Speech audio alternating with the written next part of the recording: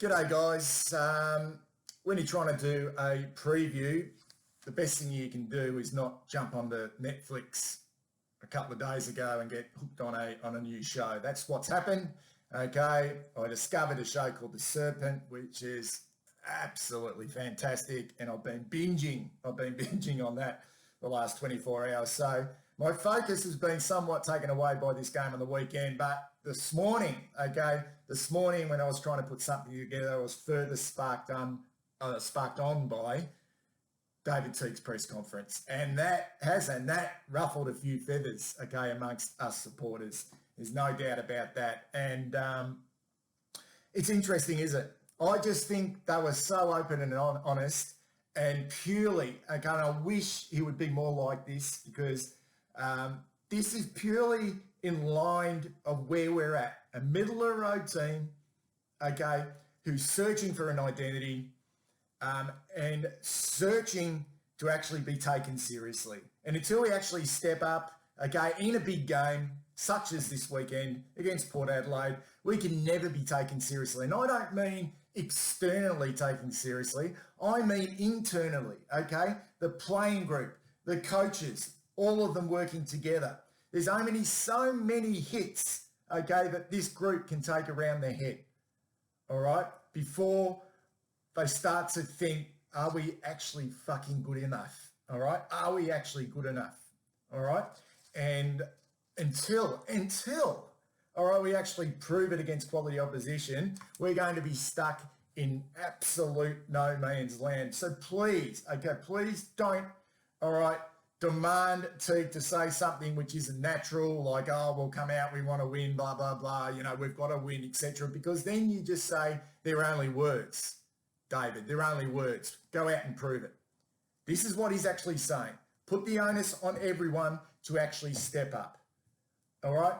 In this game, okay, everyone needs to step up, in particular our leaders and our experienced group, because they're the ones, okay, I think have shit their pants, okay, over the last year or so, all right, when it really mattered. And it's been a consistent theme. It's okay to beat up on the Gold Coast Suns and Fremantle over the last couple of weeks, but this is the test. This is the test. So I want to see, I'm so excited to see, and I'm confident they can. I'm actually confident they can stand up. I really am. Okay, but it's one thing to actually think you're a good and think you're a worthy, to actually go out there and do it, okay, to actually have it, the intestinal fortitude to actually go out there and do it. Okay, and I talk about Patrick Cripps, Sam Doherty, Liam Jones, Plowman, Ed Curnow, Mark Murphy, Levi Casbolt, Eddie Betts, Adam Sard, who's new to the club, but previously been at two underperforming clubs in the Gold Coast Suns and Essendon. Okay, and even to a lesser extent, Jacob Wiedering and Sam Petreski-Seaton, who've been around now for a long time. Okay, it's about time they stood up in these big games, and this is the biggest of games for us so far this year. Okay, we shit our pants against Collingwood, okay, and the form lines are very interesting of these two teams, and we're right in this because we're both of these clubs are on journeys. All right, and they've both got a fair bit to prove, not just for the outside, but more importantly the inside. Port, they want to win a premiership, okay?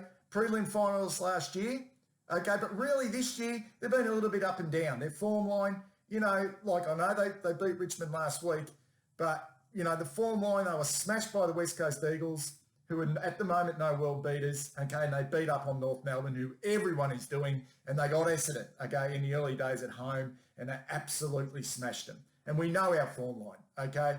We weren't good enough against quality, but we've gone away and done what we should have done, okay, which was beat lesser teams, okay? Lesser teams. So that is interesting, all right? So I would love our leaders to play with that same energy and that, I suppose, that without fear, like some of our youngsters have done thus far this year. We talk about Sam Walsh, okay? We talk about Fogarty, who comes into the club and plays with no fear.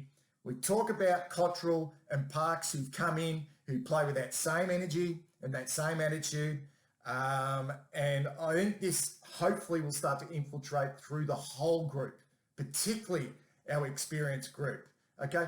They can't keep dishing up the same stuff in big games, okay? They just cannot, all right? They cannot, all right? The problem with doing these previews is we don't know the changes to the teams. We don't know. What we do know is both teams have had some significant injuries, and I like that because it just evens it up a little bit. And there's a less of a thing later on to say, well, if we had had him, okay, it might have been a little bit different. There's no doubt Port have lost some real quality, okay? And I'm talking some of the best young players in the competition. And not just really exciting players, but players who provide this football club with so much energy and so much vigour. You only have to listen to their experienced players at Port Adelaide when they talk about Dersma, they talk about Zach Butters and how important they are to them, all right? Dersma is a star, okay? His last quarter against the Tigers was significant. He went down. They're going to have to replace him on that wing. Who that is, I don't know. Sam Mays, who was the sub last week, will probably come in and replace him. And Sam Mays actually is not a bad player, but he's no Xavier Dersma. Zach Butters, he's nearly at the moment impossible to replace. It probably will be the veteran Tom Rodcliffe, who has a decent record against us, but he's not at where Zach Butters is at the moment, okay, and what Zach Butters is able to do. So I think they're the obvious changes, and they've got a few other little niggles as well. I think Marshall will come in. There's no doubt about that. He'll come in and replace Peter Adams, who ironically probably had the game of his life against Mark Pitnet last year when Scott Lysett was laid out. But he'll make way. And for us, look, what we do know, we can want as many changes as we want, but I don't think T's going to change too much of a winning formula at the moment. I think injuries, Jack goes out, Gov comes in. That's the obvious one. Gov just needs to lift, okay? There's no fucking around anymore with Mitch McGovern. He just needs to lift. He doesn't have to kick 3 goals or 4 goals and take 8 marks. He needs to play with the same amount of heart and the same amount of energy that Jack Silvani does, okay? And on pure ability, on pure talent, he's got it over Jack. So he's got so much to prove for us because so far it has been purely underwhelming.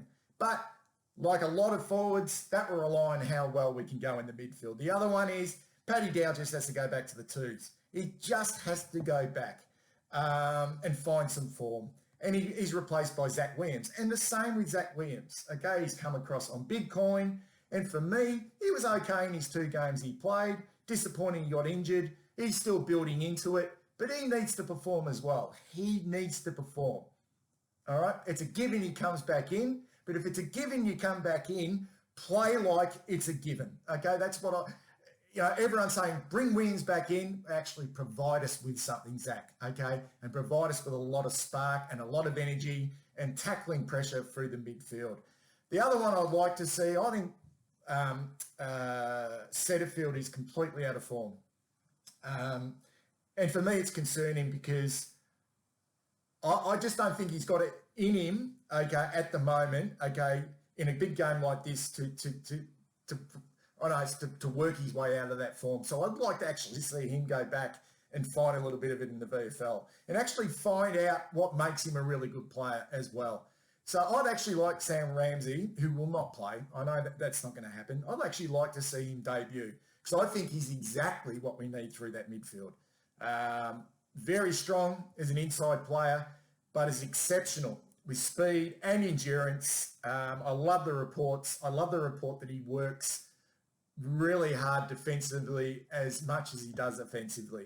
And he has a very, very, very good left foot on him as well, but I don't think that will happen. That will leave Stocker. That will leave Kennedy. Maybe Kennedy starts as a sub again. Cunningham and the rest of the crew playing in the VFL to keep plugging away. That's all you can do. Just keep plugging away. Keep putting your hand up, okay? Because the opportunity will eventually come.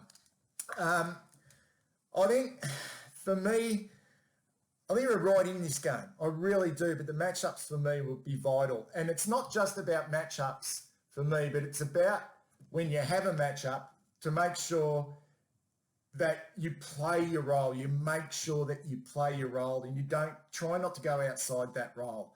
Okay. And I think the one that's probably gone unnoticed, and I touched on it before, is the ruck contest. And I know we're all pining to see TDK back. Okay. We all want to see the youngster back because we know he provides a lot of energy and he provides a point of difference. He's got an amazing leap. He can get up really high at the centre bounces and provide first use, and he looks like to be a real competitor around the ground. But at the moment, okay, we're just making do with Mark Pitnet. And there's going to be questions on Mark Pitnet until we see more. At the moment, all I see Mark Pitnet as is just an honest battler, okay? He doesn't appear to have a lot of craft about him at this stage. He's only 24 games into his career. Okay, he's only, what is he? I think he's 25 years of age. He's still young in regards to a ruckman, but he comes up against a real competitor in Scott Lysett, premiership player, 112 games, wins a mountain of ball from a big man's point of view. He becomes almost like an extra midfielder. And we know that can hurt Mark Pitnet. We know that. We've seen that in the past. He's gone 31, 21, 13 and 20 disposals, averages 6 marks compared to Pitnet's. What's he had? He's had 8 disposals, 10 disposals. He had 16 disposals against Fremantle, which wasn't bad, and 9 against Richmond. But he's only taken 6 marks for the season, Mark Pitnet. He needs, for me, to go back to what he was providing when he first came into the team. The thing that impressed us supporters, and I suppose the thing that impressed the match committee as well, and that was aggression, real aggression. And I don't mean pushing around and getting in the faces of the opposition, and I don't think that's such a bad thing either, but I mean a real appetite for the contest. And thus far, I haven't really seen that this year, and I certainly didn't see it at the back end or I suppose about halfway through last year. I think he's really fallen away in that respect. I don't necessarily think he has to have the game of his life against Scott Lysett, but I think he needs to provide more than what he's been providing thus far for us to have a chance, a realistic chance in this game. So I'll be watching that one really closely because we know what Scott Lysett's going to bring to this contest. He's going to bring in a lot of energy. He's going to win a lot of ball, and he is capable of drifting forward and losing Mark Pitnet, okay, and hitting the scoreboard. Huge matchup as far as I'm concerned. The other one, it's a no-brainer for me. Ed Curnow was outstanding last week. Okay, started on Noah Anderson, put him out of the game. Anderson got into the game after half-time, but by that stage, Ed was such a valuable contributor. He just started to win a lot of ball and became a very good player for us. But we need Ed to lock down on Travis Boak. I think as much as Tom Jonas is the skipper, and I'm sure behind the scenes, Tom Jonas is a fantastic role model for his football club. But for me, in the engine room, where it all starts, Travis Boak, he's the spiritual leader, the former captain who's reignited his career. He's just in super form, and he's showing what a 32, 33-year-old can do. He's more than a very good player. He's a great player. He's exceptional on the inside, and he can be very damaging on the outside as well. It's a complete lockdown as far as I'm concerned with Ed. But what we know with Ed, because of his running capability, Boak will need to be wary of him as well. But that for me is significant. That leaves Wines, who's winning a lot of the ball but hasn't been overly effective this year. So that would probably be a head-to-head matchup with Patrick Cripps. It looks like, they've got Houston in there. He's a very good player as well. Dan Houston, who's gone from a defender into the midfield. They've got William Drew, a youngster making his way. Who do they bring in to replace Zach Butters? We know Sam Mays will probably come in and replace Xavier Duursema on his wing. So is that the veteran Tom Rockcliffe, who's had some concussion concerns, and he's ready to come back in. But for me, he's no Zach Butters at this stage. But he can win a mountain of ball as well. But for me, that's not a particularly penetrating and fast midfield that Port got. And that's what they lose with Zach Butters. but they do get a lot of drive. They do get a lot of drive from their high half forwards and also their defenders. And I talk of the likes of Motlop, okay, as a high half forward. I talk from a defensive point of view. I talk of Darcy Byrne-Jones, who a lot of people continue to underrate. Same with Ryan Burton, okay, who can win a lot of ball and is a particularly good user. And the one that worries me at times is Hamish Hartlett, who can get up the ground and has got such a penetrating quick kick. So they do rotate a lot of players through that area. The other matchup, okay, which I like, okay, I think Carl Amon, since he signed that 3-year contract, has been super for Port Adelaide. I think he's their best meters game player. He doesn't need to win a mountain of ball to be effective. He's such a penetrating kick and he's very elusive and plays on that wing and sets up so many score involvements, particularly if he can win the ball forward at centre. So he only needs anywhere between, I suppose, 15 to 25 disposals to be a very damaging player. I would like to see that job, and it's not so much a job, okay, it's more just a matchup, a run-with type role, not necessarily locking down, but I'd love to see Matthew Cottrell go to that wing where Carl Amon at the MCG. It's a huge ask for Cottrell, who's making his way. He's making his way. We could give it to Nunes, but what I like about Cottrell is he'll force Carl Amon to defend. We know Cottrell will push back and support, but we know he's got the engine to push forward as well. So Amon, just like Giro from Fremantle a few weeks back, he needs to be wary of what Cottrell's doing. I think it's a perfect matchup for the youngster. And I did mention in my last preview, I want to see Matthew Cottrell develop his game in terms of winning the ball. And he went from, I think, 13 or 14 disposals against Fremantle to picking up 19 against the Gold Coast Suns. And I thought that was a significant step. Okay, so I'm looking forward to that one. I think the forward matchups, okay, from a Port Adelaide point of view, their forwards, who goes to who. I think the talking point is obviously Charlie Dixon. Hasn't had a great start to the season. We know what he provides in terms of a contest and vigour and aggression. He certainly loves to puff his chest out. And as a player playing, as a teammate, to have a big, powerful forward like that, okay, would make you feel good, okay, would make you feel safe that you're going to have a contest and you're going to have someone in your corner. He's yet to really hit the scoreboard. This one worries me because it could be this weekend against us, and we know what he did to Liam Jones last year. I thought Liam stuck to his task pretty well last year, but he was just outgunned. And Port did look for him. They looked for him at every opportunity. I think that job has to go to Jacob Wiedering. I just do, for the simple reason.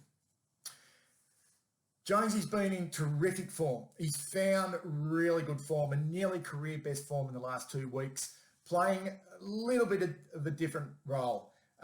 Maybe that is because the opposition hasn't had a really dangerous player that he's need to go to, and it's freed him up a little bit. But I think if he goes to, and I'm expecting Todd Marshall to come back in, he was a laid out for Port last week, and he'll replace Laddams, Peter Laddams, who ironically destroyed us last year, but he'll probably make way for Todd Marshall. But I just think it allows Jones to play his natural game, which is intercept defender and be aggressive, get up the ground. I really do. And the thing I like about Jacob Wiedering is he can play both. He's exceptional at locking down, and we'll need him to lock down. But what I like about Weed is he can have 1 or 2 kicked on him early, and he's got that, I don't know, he's got that persona and demeanour to fight back and not get too down on himself. Whereas Jones, no disrespect to Liam, sometimes, and I've remembered a few games against Buddy where he's had 10 kicked on him, once someone gets on top of him early, he has problems to fight back. So that for me is going to be crucial. That leaves Mitch Georgiadis, who's a high flyer, great athletically, real excitement machine, one that could get under the guard. That's a big job for Luke Parks, as far as I'm concerned, who's very athletic himself, but hates to be beaten. Absolutely hates to be beaten, and they're similar heights as well. That's for me the perfect matchup. That leaves Lockie Plowman. For me, this is a litmus test for Lockie Plowman. Forget about the last 2 weeks. Forget about him rebounding after a poor one against Collingwood, because the opposition over the last 2 weeks hasn't been good. Okay? It hasn't been that good. Plowman on the big stage against a quality opponent in Robbie Gray needs to perform and needs to get the job done. And this is his chance. This is his chance, okay, to do that, all right, against Robbie Gray. And we know what Robbie Gray is capable of. He's getting a little bit long in the tooth, but he only needs half a dozen possessions in the forward half, okay, to turn the game. So that leaves SBS, Doc, Sard, okay, who have big roles as the small defenders, on the likes of Rosie, Fantasia and Motlop, who I mentioned before. From a forward point of view, Harry and Levi will need to just create a contest. We know Aliir has been a really good pickup for Port Adelaide as an intercept defender, high possession winner, and Harry just needs to, if he's not in a good position, needs to have a contest every bloody time, okay? He'll get opportunities. There's no doubt about that. He'll get opportunities to hit the scoreboard, but it will be more, okay, about what Harry can do for us from a structural point of view, okay, against Aliir, than maybe kicking 5 or 6 goals himself, okay? So that's going to be crucial. We need, okay, the same applies to Mark Murphy, being good over the last couple of weeks, being really good. But this is the game for Murph. This is the game for Murph, okay, to show and to prove to everyone that he's still got it. Same with Eddie. They've still got it, and they're still going to be value contributors in this side against quality opposition. Because if it gets to a point, okay, in this game and they're not performing, okay, serious questions are going to have to be asked and addressed. They're going to have to be addressed, because we can't keep going back to the well with the same players, okay, who underperform against quality. I'm actually really confident that both Eddie, who looked sharp last week, and Murph, who's looked sharp, okay, can be valuable contributors. That's about it, guys. I don't know. I'm excited about where we're at. I know we're middle of the road. I know that we're yet to prove anything, but I'm actually generally, I don't know, there's something about this game and there's something about this group. They've got so much to prove. They've got so much to prove, and they've yet to prove it.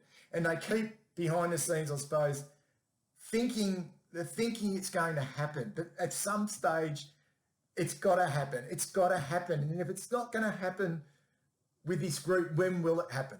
Okay, when will it happen? So I don't know. It worries me, but at the same time, it intrigues me and excites me, especially if we can turn the corner, and then it becomes really exciting, because then we can start to say, okay, maybe, just maybe, we are on the right track. But right now, we don't know. We've got no idea whether we are on the right track. Looking forward to it.